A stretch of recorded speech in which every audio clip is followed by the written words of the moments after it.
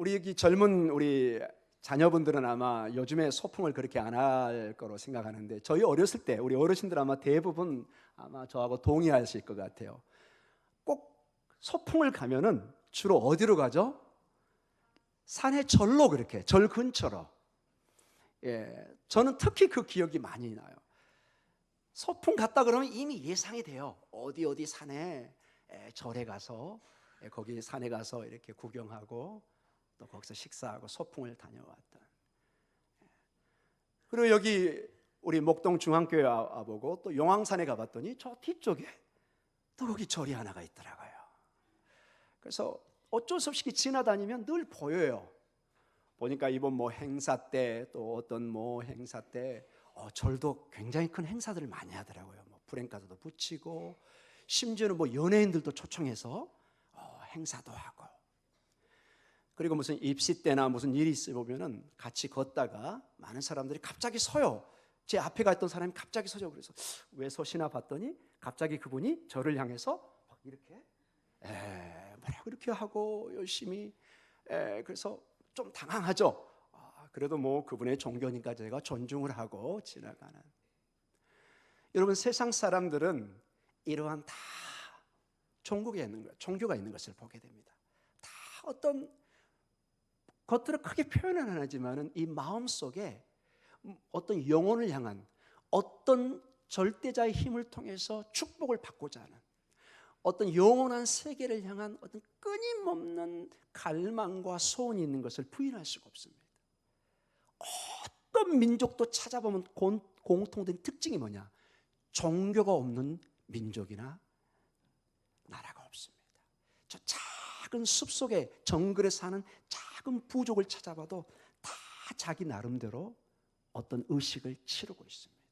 모두에게 어떤 영원한 것에 대한, 눈에 보이지 않고 잡을 수는 없지만은 어떤 분명한 어떤 영적인 세계가 있는 것을 다 인정하고 있습니다. 신을 인정하지 않는 사람 말은 하지만 그 속에서는 얘기합니다. 영원한 세계에 대한 그분의 그 심장은 얘기합니다. 그 영혼은 얘기하고 있습니다. 사랑하는 성도 여러분, 그런 면에서 우리는 영원한 세계의 주인이신 예수 그리스도 안에 참 길을 걸어가고 있는 것을 믿으시기 바랍니다. 오늘 이 본문의 말씀, 우리 제목도 내가 곧 길이요 진리요 생명이라고 말씀하십니다. 늘 들었던 얘기이기 때문에 이게 매우 친근하게 듣는과 동시에 좀 부정적인 평가는 뭐냐? 이걸 너무 당연하게 생각한다는 것입니다. 사랑하는 성도님, 그렇지 않습니다. 오늘 내가 세 끼 밥을 먹을 수 있고, 이 자리에 걸어서 나올 수 있고, 누울 수 있고, 사랑하는 동료들과 친구들과 악수하고 인사할 수 있는 것은 기적인 것을 믿으시기 바랍니다. 여러분, 이게 기적입니다. 여러분 몸에 한 부분만 심하게 잘못돼도 여러분 이 자리에 못 오십니다. 사랑하는 성도 여러분, 매일매일의 기적을 주님이 주신 것을 믿고, 우리의 길이요 진리요 생명인 주님이 나를 붙잡아 주시고 인도하고 계신 것을 믿으시기 바랍니다. 아멘. 자, 오늘 이 본문의 말씀은 계속된 주님의 14장의 말씀입니다. 제자들에게 엄청난 청청병력과 같은 주님의 말씀이 사실은 떨어졌습니다.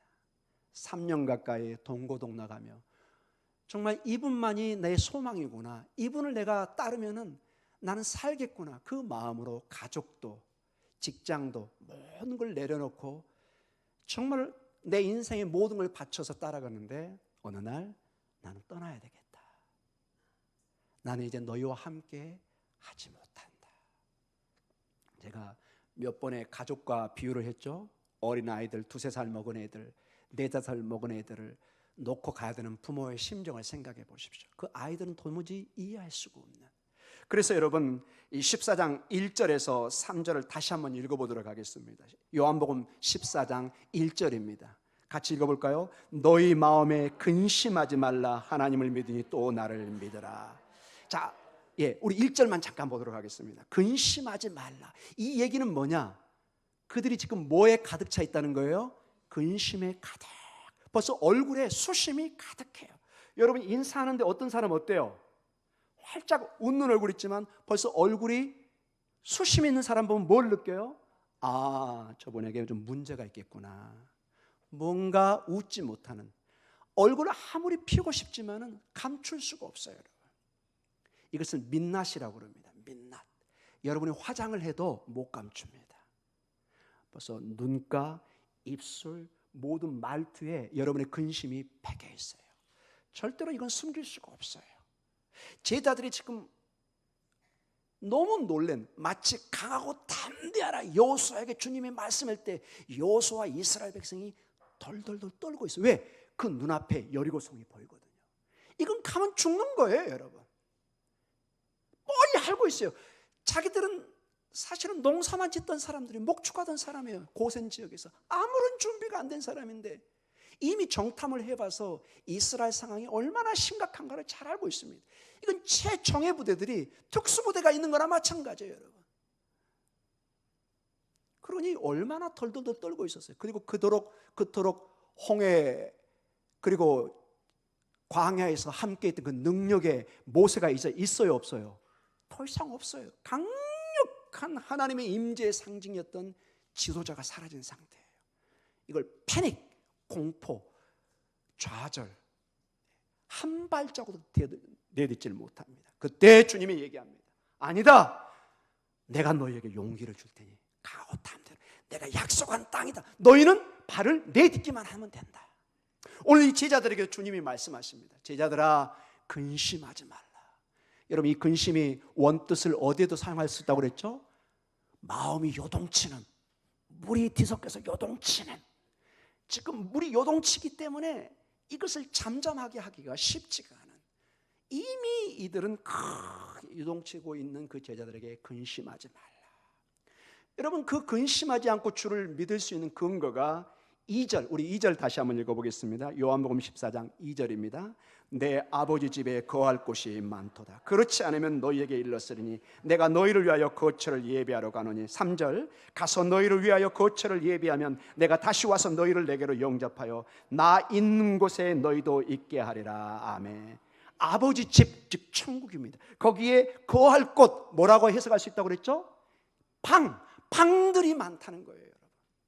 아버지 집이 달랑 한 칸짜리 방집이 아니라 우리가 상상할 수 없는 방을 가지고 있는, 여러분 손님을 치를 때 옛날에, 지금이야 뭐 호텔이나 여관 소개하면 되지만 옛날에는 집으로 오면 손님을 집에서 치러야 되는데 가장 염려가 뭐예요? 방이 없어요, 방이. 그러면 매우 곤란해합니다. 여럿이 같이 자야 되는데. 그런데 거할 곳, 방들이 많다, 이렇게 말씀하시면서 3절에 이제는 나 있는 곳에 너희도 있을 것이다. 즉 2절과 3절은 주님이 궁극적으로 가야 될 곳이 하나님의 집, 주님이 함께하는 천국인 것을 말씀해 주고 있습니다. 그런 가운데 오늘 4절, 5절, 6절, 7절이 주어지고 있는 것입니다. 사랑하는 성도 여러분, 우리 4절을 한번 읽어보도록 하겠습니다. 요한복음 14장 4절입니다. 내가 어디로 가든지 그 길을 너희가 아느니라. 자, 주께서 이렇게 말씀하십니다. 내가 어디로 가든지 그 길을 너희가 아느니라. 여러분, 이 본문이 중요한 게 뭐냐면 너희가 아느니라, 이 말의 문법적인 내용입니다. 이게 미래형으로 적혀져 있지 않습니다. 너희는 곧 알게 될 것이다. 조금만 기다려봐. 엄마 가는 곳을 내가 알려줄게. 이런 내용이 아닙니다. 이 4절은 그 길을 통해서 그 천국을 이미 알고 있다고 얘기합니다. 여러분, 제자들과 그리고 저희들, 제자의 후손인 저희들은 이미 그 길을, 그 천국을 알고 있다고 얘기합니다. 근데 여러분, 그 제자들이 이 모습에 매우 당황을 합니다. 도저히 이해할 수가 없습니다. 너희는 이미 과거에 알아왔고, 이 본문의 뜻은 지금도 그것을 알고 있고, 지금 너희가 알고 있는 이 지식은 미래를 지속하게 하고 미래를 확증할 것이다, 이 뜻을 가지고 있습니다. 지금 너희가 알고 있는데 그 알미, 그 믿음이 미래의 너희의 운명을 결정할 것이다, 이렇게 얘기합니다. 이게 조금 아직도 여러분이 조금 모호하게 들릴 거예요. 이걸 조금 더 제가 말씀을 진행하면서 왜 이렇게 주님이 단정적으로 과거와 현재를 묶어서 미래를 약속하고 있는지를 제가 곧 설명하겠습니다. 자, 이런 말이 지금 여러분들 들을 때 좀 어렵죠. 그 당시에 제자들도 이게 도무지 이해가 안 돼요. 주님이 수수께끼 같은 말씀을 하는 것처럼 들려요. 용감한 도마가, 아마 제 생각에 베드로 다음으로 용감한 제자가 도마였던 것 같아요. 주로 무슨 일이 있으면 주로 누가 나서죠? 베드로가 나서요. 근데 이 시간에는 도마가 나섭니다. 도마가 여러분 5절로 이렇게 묻습니다. 아마 여러분과 저도 의문을 갖는 말씀일 것입니다. 우리 5절 한번 읽어보겠습니다. 도마가 이르되 주여 주께서 어디로 가시는지 우리가 알지 못하거늘 그 길을 어찌 알겠사옵나이까. 주님, 더 이상 뜬구름 잡는 소리 하지 마세요. 우리 그 길을 알아요? 몰라요? 몰라요. 가르쳐 주세요. 뭐 자꾸 이렇게 뭐 격가지로 얘기하지 마시고 그냥 딱 부러지게 얘기하세요. 여러분, 근데 주님이 격가지로 얘기하지 않았습니다. 딱 부러지게 얘기하는데 아직 그것을 깨닫지를 못하고 있는 것입니다. 도마의 마음이 아마 우리의 마음일 겁니다. 저는 이 말씀을 준비하기 전에 도마는 의심이 많고 믿음이 없는 사람인가 했는데 가만히 묵상해 보니까 그렇지 않아요. 우리의 모습이에요. 우리가 늘 말씀을 듣지만 어떨 때는 확신이 안 들고 그 말씀이 긴가민가 하고 내 삶에 적용하기는 쉽지 않은 것을 보게 됩니다. 주여 주께서 어디로 가시는지 우리가 알지 못합니다. 주님 뜬구름 잡는 소리 같습니다. 우리가 어찌 그것을 알겠습니까? 사랑하는 성도 여러분, 근데 중요한 게 있습니다. 도마와 같은 신앙, 우리와 같은 그 신앙과 동일선상에 볼 수 있습니다. 그러나 오늘 주님께서는 말씀하십니다. 예수님만이 아버지께로 가는 길이라고 말씀하십니다. 사실 제자들은 이미 그 길을 알고 있었습니다. 왜냐하면 제자들은 예수님을 알고 있었기 때문에 그렇습니다. 이게 무슨 말이냐? 사랑하는 성도 여러분, 왜 이렇게 예수님이 단정적으로 얘기했냐? 이제 곧 그 말씀이 풀려집니다. 도마와 제자들은 자꾸 하나님을 보여주세요. 그 길을 보여주세요. 그 천국을 보여주세요. 계속 질문이 그거죠. 근데 예수님은 앞선 장에서 뭐라고 얘기하죠? 나를 본 자는 곧 누구를 봤다? 하나님을 보았다. 여러분 마찬가지입니다. 그 길 우리는 모릅니다 그러는데 사실은 3년 동안 동고동락했던 그 예수님이 바로 누구였어요? 그 길이었어요. 그리고 바로 그 천국이었어요. 여러분 천국이라는 것은 예수님과 함께 사는 것이 천국입니다. 그 이상도 그 이하도 아닙니다. 그 어떤 아름다운 곳이 있어도 주님이 안 계시면 그것은 지옥이에요. 그것은 천국이 아니에요. 그래서 나 있는 곳에 너희를 초대하겠다, 오게 하겠다고 얘기합니다. 다른 곳이 아닙니다. 여러분 구원이라는 것은 이 구원의 길이신 예수님과 같이 걷는 게 구원이에요. 물론 복잡하게 얘기할 수도 있지만 간단하게 얘기하면 천국은 예수님과 함께 사는 곳이 뭐라고요? 천국입니다. 구원은 뭐라고요? 우리를 구원하신 주님과 함께 걷는 것이 구원의 길을 걷는 거예요. 아멘. 그래서 여러분 이게 과거형과 현재형으로 쓰신 너희는 이미 알고 있다 이 말은 예수님을 보았으면 그 길을 도마야 너는 이미 알고 있단다. 왜냐? 내가 길이란다. 내가 길이란다. 나를 보면 천국을 받고 나를 보면 하나님을 본 거라. 여러분 그런데 이게 인간적으로는 안 믿어지는 것입니다. 이게 니고데모처럼 이게 중생이 안 되면 born again이 안 되면은 이게 깨달아지. 육신의 눈으로는 이게 안 보이는 것입니다. 육신의 눈으로 접근했기 때문에 유대인들이 예수님을 신성모독으로 죽였던 것입니다. 성령으로 물과 성령으로 거듭나야만이 우리는 이 영원한 세계를 아버지의 세계를 알 수 있을 것입니다. 아노텐 거듭남 하늘로부터 변화된 모습입니다. 땅에서 어떠한 종교적인 노력으로는 이것을 알 수가 없습니다. 하나님이 우리에게 창문을 열어줘야 됩니다. 여러분 계시라는 것은 이 커튼이 쳐진 것을 이렇게 젖혀서 햇빛이 들어오게 연다 이 뜻을 가지고 있습니다. 커튼을 다 닫아놓으면 밖이 안 보입니다. 그러나 이것을 커튼을 쫙 아침에 피면 어떻게 될까요? 앞에 모습들이 다 보입니다. 하나님이 우리의 커튼을 이렇게 딱 열어주셔야만이 이 진리가 예수님이 우리의 길이요 진리요 생명으로 보일 줄 믿습니다. 사랑하는 성도 여러분, 이미 제자들은 그 길을 알고 있었습니다. 바로 옆에 주님이 계셨습니다. 저는 이 말씀을 묵상하다 깨달은 게 있습니다. 사랑하는 성도 여러분, 하나님의 은혜를, 주님의 은혜를 멀리 바라보지 마십시오. 바로 여기 찬양하는 이 순간에, 여러분의 기도하는 그 옆에, 여러분의 식사하는 그 식탁 자리에 주님의 임재를 보시기 바랍니다.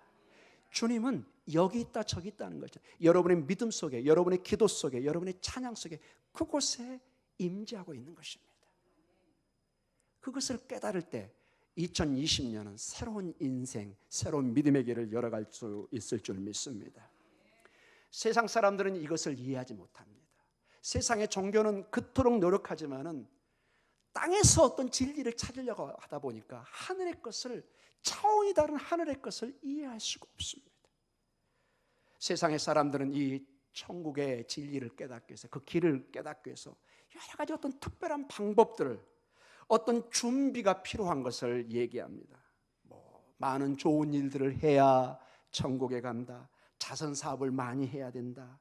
참회와 회개의 삶을 살아야 된다. 또 특별히 불교나 어떤 힌두교 쪽에 보면 열반에 이르러야 한다. 때로는 어떤 종교는 순교를 해야만이 천국을 들어간다. 다 옳은 얘기처럼 보이지만 성경과는 근본적으로 맞지 않습니다.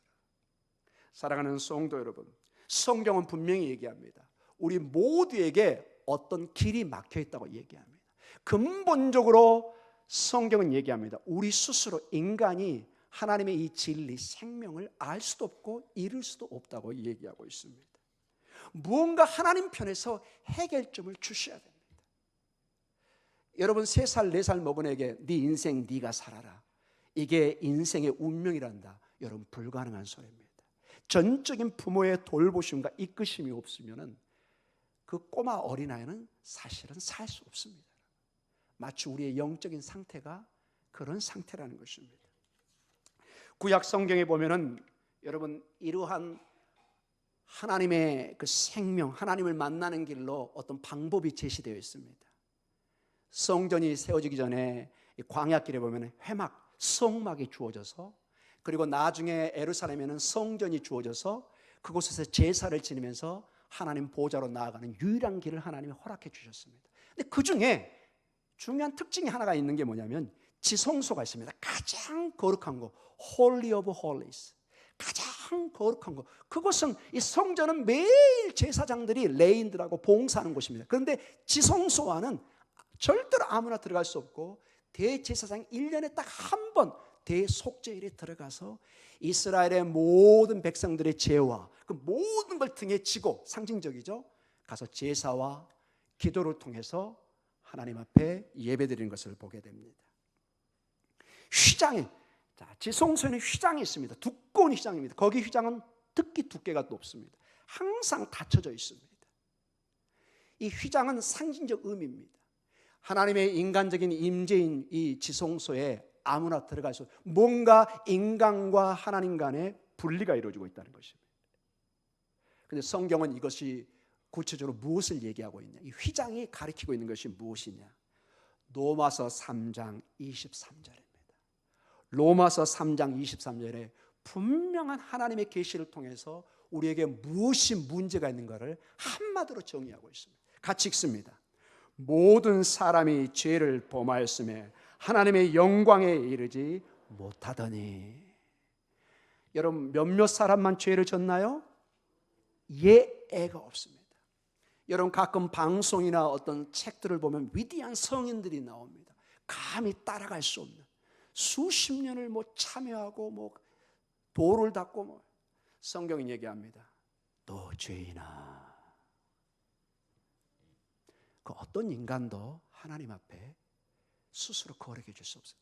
거룩해지는 척은 할 수 있지만은 근본적인 그 안에, 마치 여러분 우리 피를 속일 수 있어요, 없어요? 못 속입니다. 인간은 피를 못 속입니다. 여러분 DNA 속일 수 있나요? 안 됩니다. 여러분 친자 확인 때 법정으로 가장 중요한 법적 근거가 99.999% 이렇게 나오면 뭐예요? 친자입니다. 이거 못 속입니다. 그래도 못 믿어요. 안 됩니다, 여러분. 못 속입니다, 여러분. 마찬가지로 우리 안에 내재된 이 죄의 문제는 그 누구도 해결하려고 했지만 성경은 분명히 얘기합니다. 이미 우리에게 마치 피해 유전처럼 이 죄의 문제가 우리에게 내려오고 있는 것을 보게 됩니다. 여러분 가만히 아무리 거룩한 사람, 천사 같은 여러분 자녀들을 봐보세요. 천사 같은 자녀들. 여러분 자녀들 항상 천사죠? 여러분 자녀들은 학교에서 전혀 문제가 없는 걸로 알고 계시죠? 다른 사람은 때로는 악마로 알고 있다는 것을 유념해 보시기 바랍니다. 방송에 보면 항상 문제가 일어나면 항상 부모는 얘기합니다. 내 아들은 내 딸은 안 그래요. 얼마나 착한 애인데. 근데 문제는 일어났습니다. 여러분 법정에 가서 그 말 안 통합니다. 여러분 사랑하는 성도 여러분, 그 꼬마인데 여러분 가끔 얘기 듣죠 여러분? 열심히 사랑받고 있다 동생이 생겼을 때 변해가는 그 오빠 언니의 모습. 어디서 그게 생겼을까요? 근본적으로 우리 안에 그러한 것이 자리 잡고 있다는 것입니다. 제가 이 문제를 더 깊게 얘기하고 싶지는 않습니다. 모든 사람이, 즉 이 원문은 예애가 없는 것입니다. 죄를 범하여서 모든 사람이 하나님의 영광에 이르지 못하고 있다고 얘기합니다. 그래서 여러분 성경은 이 죄 때문에 어떤 중보자가 필요합니다. 즉 쉽게 얘기하면 다리를 놔줄 사람이 필요합니다. 마치 이쪽에서 저기 하늘공원 저쪽으로 건너가려면 여러분 반드시 여기 성산대공인가요? 여하간 하여튼 다리를 건너셔야 됩니다. 여러분 여유가 있어서 헬리콥터 타는 것까지는 제가 뭐라고 말을 못하겠습니다. 여러분과 저 걸어서 수영해서 가는 것은 안 됩니다. 여러분 이 다리를 통해서 건너가야 되는 것을 보게 됩니다. 마치 이것처럼 내 힘이 아닌 누군가 다리를 통해서 건너게 해줘야 되는 것입니다. 속죄일에 대제사장이 늘 지성소에 가서 해야 되는데 이것은 그런데 한계가 있기 때문에 매년 반복해야 됩니다. 매년. 그리고 대제사장도 본인도 죄인이기 때문에 덜덜덜 떱니다. 이 의복을 보면 밑에 방울이 달려 있어요. 쭉 옆에 딸랑딸랑 소리가 나요. 유명한 얘기가 있습니다. 대제사장이 지성소 안에서 이 일을 볼 때 딸랑 소리가 안 들리면 뭐 한 걸로 생각할까요? 죽은 겁니다. 거기서. 그래서 발목에 이렇게 끈을 묶고 들어갑니다. 소리가 안 나면 그냥 들어간 사람도 즉사하기 때문에 이렇게 줄을 당겨서 그 정도로 그게 엄한 곳이었습니다. 본인도 죄인이었고 그러나 자기의 사명 때문에 그 죄를 지고 백성의 죄를 지고 매년 해야 되는. 그런데 예수님께서 십자가에 돌아가실 때 가장 상징적으로 뭐가 갈라지죠? 지성소의 성전의 휘장이 갈라집니다. 저 위에서부터 이렇게 성경은 그대로 나옵니다. 위에서부터 아래로 쫙 갈라집니다. 이제는 더 이상 지성소가 가려있지 않아요. 이제는 예수 그리스도 십자가의 주님을 통해서 누구든지 지성소로 들어가고 이 얘기는 누구든지 하나님 보좌로 나아갈 수 있다는 상징적 의미가 있는 것입니다. 사랑하는 성도 여러분, 이런 측면에서 우리 예수님이 길이요 진리요 생명입니다. 요한복음 14장 6절이 그래서 중요합니다. 도마가 그렇게 의심하고 도저히 모르겠습니다. 그럴 때 주님이 얘기합니다. 14장 6절입니다. 같이 읽습니다. 예수께서 이르시되 내가 곧 길이요 진리요 생명이니 나로 말미암지 않고는 아버지께로 올 자가 없느니라. 아멘. 여러분 우리 본문에는 그냥 길이요 진리요 생명인데 여기에 전부 다 정관사가 들어가 있습니다. 그냥 하나의 길이 아니라 그 길입니다. 그 진리고 그 생명입니다. 여러분 생명 여러 생명이 있고 여러 진리가 있다고 말하죠? 여러 길이 있다고 얘기하죠? 아닙니다. 오직 하나의 길입니다. 가끔 이런 본문을 보면 제가 생각나는 게 있습니다. 우리가 산에 등산을 올라간 높은 산을 가는데 많은 사람들이 얘기합니다. 등산을 올라가는데 한 길만 있나요? 여러 길이 있습니다. 동서남북에 다 길이 있어서 공통적으로 정상에 올라가면 되는 목적을 성취하면 됩니다. 성경의 진리를 여러분 등산의 길로 생각하면 큰일 나는 것입니다. 세상의 종교는 그렇게 얘기합니다. 구원의 길은 여러 가지가 있고 목적만 취하면 되는 거 아니냐? 마지막 구원만 받는 것이 아니냐? 성경은 얘기합니다. 아니다. 잘못된 길로 오면 정상에도 오를 수 없다고 얘기합니다. 사랑하는 성도 여러분, 우리가 등산할 때 동서남북 어느 선에서 올라가서 정상에 올라가는 그 길이 아니라 우리의 구원의 길은, 구원의 산은 오직 그 길만 가야 됩니다. 예수님이 허락한 예수님의 길만이 우리의 길인 줄 믿습니다. 그래서 여러분과 제가 2020년에 가장 신경을 써야 되고 우리 신앙에 초점을 맞춰야 될 게 뭐냐? 한 사람입니다. 따라해 보겠습니다. 한 사람. 한 사람. 그 사람이 누굴까요? 예수님이십니다. 우리의 모든 신앙, 여러분 여러 가지 신학적인 깊이, 전문적인 공부 저처럼 그렇게 할 수도 있습니다. 여러분도 할 수 있습니다.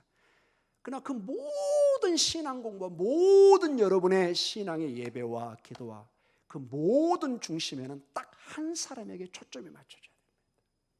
그 길, 예수님이십니다. 이 예수님에게 초점을 맞추지 않으면 여러분의 모든 것은 다 헛것입니다. 여러분 가끔 무인도라든지 어디 여행 갔을 때 성냥이 없고 그럴 때 가끔 비상용으로 돋보기 같은 걸 가져갑니다. 돋보기의 핵심은 뭐죠? 초점이 하나로 딱 맞아서 빛을 한 곳에서 불을 피게 만드는 것입니다. 돋보기의 핵심은 초점을 맞추는 것입니다. 다초점으로는 안 됩니다. 오직 예수님의 초점에 맞춰줘야만이 우리는 구원을 얻을 수 있는 줄 믿습니다. 오직 한 사람입니다. 천국이라는 건 다시 정리합니다. 그래서 예수님과 함께 사는 것이 천국입니다. 그 외에 뭐 극락이니 뭐니 전부 다 비성경적입니다. 오직 천국은 주님과 함께 사는 것입니다. 구원도 여러분 아무 손이나 잡으면 안 됩니다. 여러분 꼬마들, 여러분의 손주들 밖에 나가면 주의 주는 게 뭐죠? 이상한 아저씨 말 따르지 마라. 이상한 뭐 사탕 준다고 가지 마라. 우리 할머니들, 우리 권사님들 얘기하시죠? 끄떡끄떡만 하시네요. 여러분 손주들 절대로 어렸을 때 아무나 손잡고 가면 안 됩니다. 김진학 목사가 손잡아도 안 된다. 할머니, 할아버지 손만 잡아라 얘기할 겁니다. 여러분 그렇게 주의 주면서 여러분 영적으로도 그렇게 깨달으시기 바랍니다. 뭐 신천지 손잡고 뭐 불교 손잡고 이거 손잡고 뭐 안 됩니다, 여러분. 큰일 납니다. 오직 주님의 손을 잡을 때만이 우리에게 구원의 길이 있는 줄 믿습니다. 그래서 여러분, 우리 주님은 오늘 말씀을 통해서 나는 곧 그 길이요, 그 생명이요, 그 진리입니다. 거기다가 그라는 말을 좀 적어놔도 될 것 같습니다. 그 길, 그 진리, 그 생명. 여러분 이 얘기는 왜 중요하냐? 주님이 이렇게 말씀하지 않았다는 거예요. 제자들아, 내 손을 봐봐. 이게 그 방향이야. 이게 부산에 가는 거야. 이게 춘천에 가는 거야. 이게 광주로 가는 거야. 이게 안면도로 가는 거야. 이렇게 방향을 제시하는 것이 아니라 주님이 직접 이렇게 한 거예요. 제자들아, 내가 이 길의 운전수야. 그리고 내가 종착지야. 나를 따라야 된다. 나를 따라야 된다. 제가 일부 예배 때 예화를 들었는데 이게 혹시 맞는지는 모르겠습니다. 여러분 어렸을 때 우리가 소풍 얘기도 했지만은 가장 시골에서 기다렸던 것이 여름에는 아이스 깨끼라고 그랬습니다. 그 당시에. 그 다음에 또 기다렸던 게 엿장수 아저씨였습니다. 엿장수 아저씨. 뭐 먹을 게 없으니까 아메사탕 이거 하고 엿. 근데 자 이제 엿을 친구들하고 사 먹습니다. 그냥 뭐 기준 없이 탁탁탁 때려요. 거의 비슷하게 나온 것 같은데, 근데 항상 저는 불만이었습니다. 친구 거보다 내 엿이 작아 보여. 근데 나중에 제가 고백을 들었습니다. 그 친구도 항상 불만이었대요. 진학이 엿이 더 커 보였대요. 나는 그 친구 엿이 커 보였는데. 여러분 결론은 뭐죠? 엿장수 마음대로입니다. 엿장수 마음대로예요, 여러분. 여러분 구원은 주님의 주관 속에 있습니다. 여러분과 제가 주관할 수가 없어요. 왜 그래요? 왜? 이렇게 물어서는 안 돼요. 세상에 많은 사람이 거부 반응을 일으킵니다. 왜 주님만 그 길이냐고. 그럴 수가 있냐고. 이 지성사에 21세기에 이런 과학 문명사에 어떤 배타적인 어떤 독선적인 그거 너무 독선적인 배타적이다. 아닙니다, 여러분. 진리는 배타적입니다. 그렇게 주장하는 세상 종교를 봐보세요. 자유를, 포용을 주장하는 그 종교를 봐보세요. 깊이 들어가면 결국 그 사람들도 자기 종교만이 구원이 있다고 얘기합니다. 별 수 없어요, 여러분. 자기 길에 진리가 있고 희망이 있다고 얘기합니다. 모든 종교는 배타적일 수밖에 없습니다. 그런데 우리 주님은 배타를 위해서 다른 종교를 무시하게 해서 그런 것이 아니라 우리 주님이 진리고 생명이기 때문에, 다른 진리가 없기 때문에 주님은 길이요 진리요 생명이라고 말씀하고 있는 것입니다. 여러 선택권 중에 이것만 맛있는 우리 과일이다 이러면 곤란하겠죠. 그렇죠? 여러 물건이 있어요. 우리 집만이 진짜입니다. 다른 집의 것은 가짜입니다. 이러면 문제가 되지만 오직 가게는 여기 하나밖에 없어요. 물건은 하나밖에 없어요. 그러면 우리에게 선택권이 있어요, 없어요? 없는 것입니다, 여러분. 사랑하는 성도 여러분, 진리는 생명은 하나밖에 없는 것입니다. 주님이 그 길인 것입니다. 사랑하는 성도 여러분, 주님께서는 단 한 번도 주님께 나오는 것을 배척하지 않으셨습니다. 언뜻 보면 독선적인 것 같지만 우리 주님은 얼마나 넓게 문을 연지 몰라요.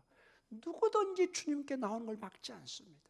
우리 요한복음 7장 37절을 한번 읽어보겠습니다. 이런 말씀을 보면서 우리 독선적이라고 말할 수 없습니다. 배타적이라고. 같이 읽습니다. 명절 끝날 곧 큰 날에 예수께서 서서 외쳐 이르시되 누구든지 목마르거든 내게로 와서 마시라. 아멘. 누구든지 유대인이나 헬라인이나 이방인이나 자유인이나 노예나 누구든지 남자나 여자나 어른이나 어린이나 누구든지 예수님 앞에 나아가서 더 이상 유대인만이 성전에 가고 그게 아닙니다. 누구든지 주님 앞에 나올 수 있습니다. 대신에 누구에게 와서 물을 마셔요? 내게로. 물이 여기 있고 저기 있는 것이 아니라 오직 예수님에게만 생명의 물이 있는 것을 보여주고 있습니다. 예수님의 길뿐입니다. 예수님이 바로 그 길입니다. 사랑하는 성도 여러분, 우리 기독교는 배타적입니다. 저는 이걸 강력하게 선언합니다. 왜냐? 그 나오는 길이 오직 한 길뿐이기 때문에 그렇습니다. 한 길. 여러분, 여러 길이 있다면 우리는 충분히 양보할 수 있습니다. 그래요. 어떻게 우리 길만 길이겠어요? 저쪽을 통해서도 산에 가셔요.